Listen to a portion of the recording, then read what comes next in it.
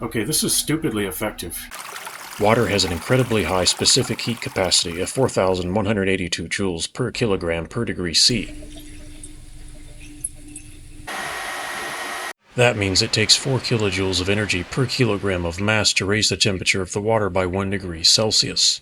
Water's ability to accept, store, and transport heat is actually pretty incredible. For comparison, the specific heat of aluminum metal is only about 800 joules per kilogram C. So no wonder water is used in all sorts of applications to manage heat and thermal energy. Your car's cooling system is based on a water radiator to reject excess heat. Central boiler systems transport heat using hot water and steam. The thermal applications of water are endless. For this reason, I've used water cooling a lot in several ongoing Peltier module experiments. Those videos will be linked in the description and in the pinned comment. So back to this 100 amp MakeSkyBlue solar charge controller. It gets quite hot, too hot, which makes me nervous. I like my electronics to run cooler. 40 to 50 Celsius is ideal for me, so I'm currently researching and testing various heatsink and fan combinations to find out what works best for me. If you want to see how I cool my older model MakeSkyBlue charge controllers, those videos will be linked in the description as well. Since I had some existing water cooling equipment from past experiments, I thought, why not try to cool this 100 amp charge controller with water? So, water cooling.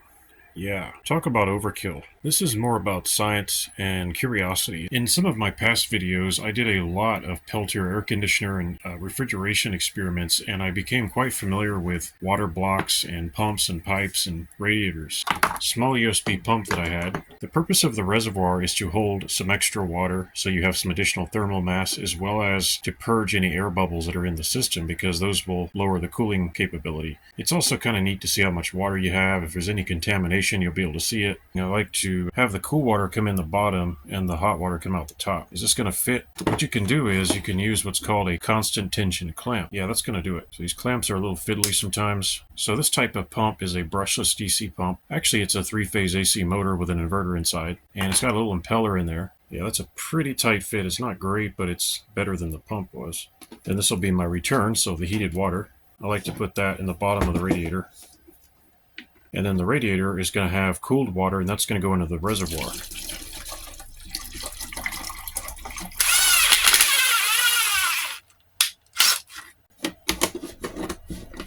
This may not be enough water. We'll see. Some of my pumps are 12 volts and 24 volts. USB pump may not seem very powerful, but as long as the water moves, you don't need a super powerful pump. It's purging all the air out of the lines. So that's how much water we're moving. Not very much.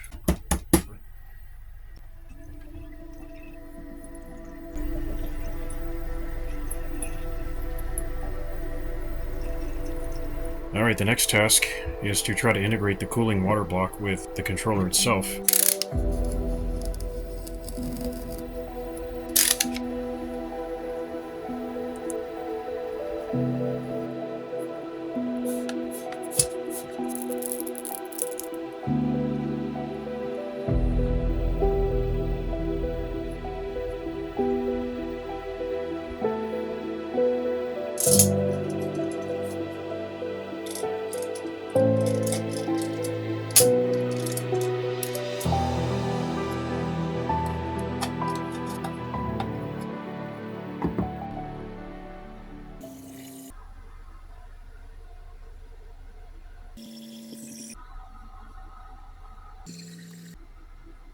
The thermal emissivity of shiny aluminum is not too great for thermal cameras, so I placed these pieces of black tape on the controller where I could more accurately measure its external temperature.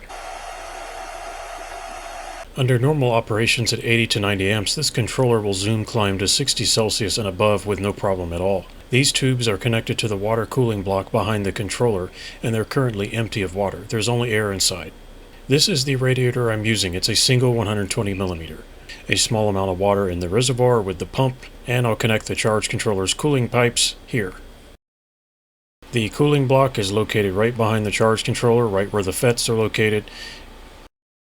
I do have a Delta 50mm fan on the top, and that is an additional fan that's helping to cool this controller, but as you can see, it's not enough. I don't yet have the heatsink on the back, it's just the water cooling block. So just the original case, plus an extra fan and nothing else. This is a diode chain fan speed controller, and I can change the speed of the fan anytime I want by shorting out some of the diodes.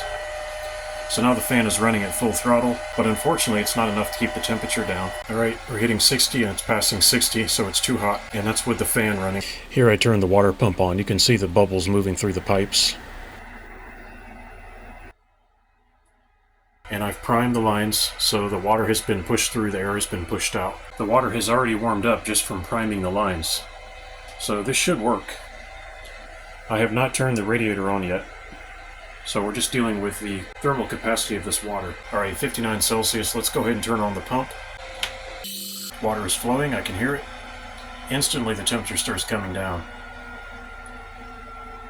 Instantly.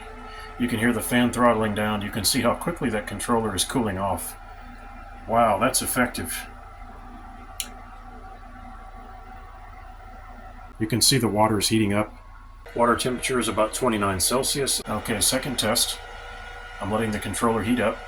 It's no problem at all. When it's running at even 1000 watts, it will hit 60 Celsius without any effort at all. Pushing about 80 amps into the 12-volt batteries. Here you can see when I turn the water pump on how the tube started to glow hot on the thermal camera. I'm not even running the radiator fan, and we're pushing 80 amps, and it's down to 44 Celsius already. That is ridiculous. Okay, this is stupidly effective. I did not realize it was going to be that good.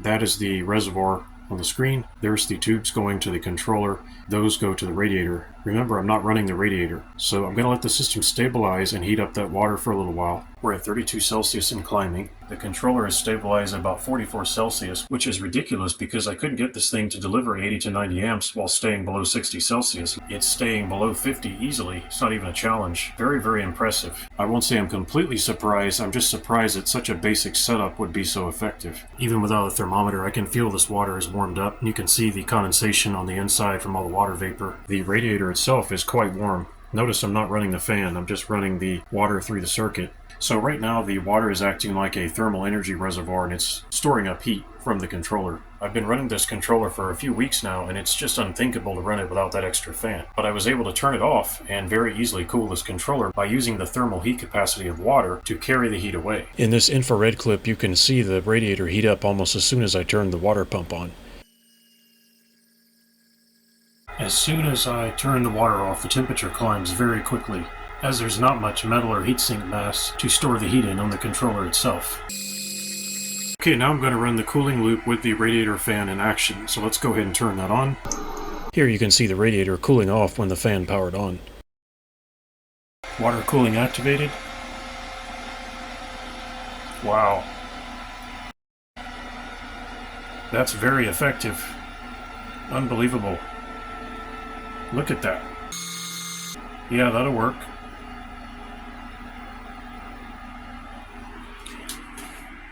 The fan is operating and the pump is operating at the same time. The air is warm coming out that radiator. 46 Celsius, and that's without my extra fan running. Yeah, that's pretty effective. I'm not going to argue.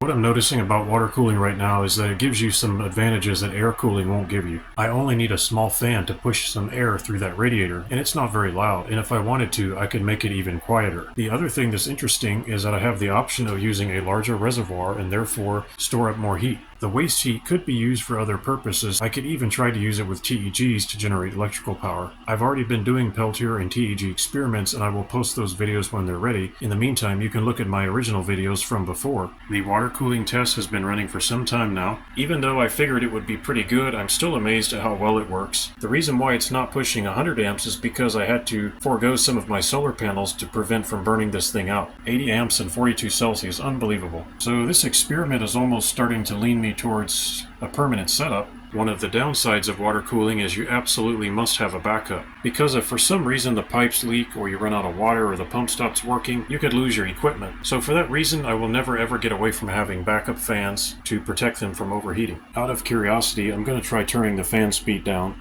The fan you're hearing now is actually from that inverter. The radiator fan is very, very quiet now. While I'm experimenting with water cooling, I'm still looking at ordinary heatsink and fan combinations to cool these higher power charge controllers. It's popular to think that 48 volts would solve this problem, but it doesn't. 100 amps is 100 amps no matter what the voltage. I hope I'll be able to share some more of my work in this direction at a future time. This is Dave signing off. Thanks for watching. If you liked this video and you want to support my work, please thumbs up, comment, and subscribe. Thanks for watching, folks, and I'll see you next time.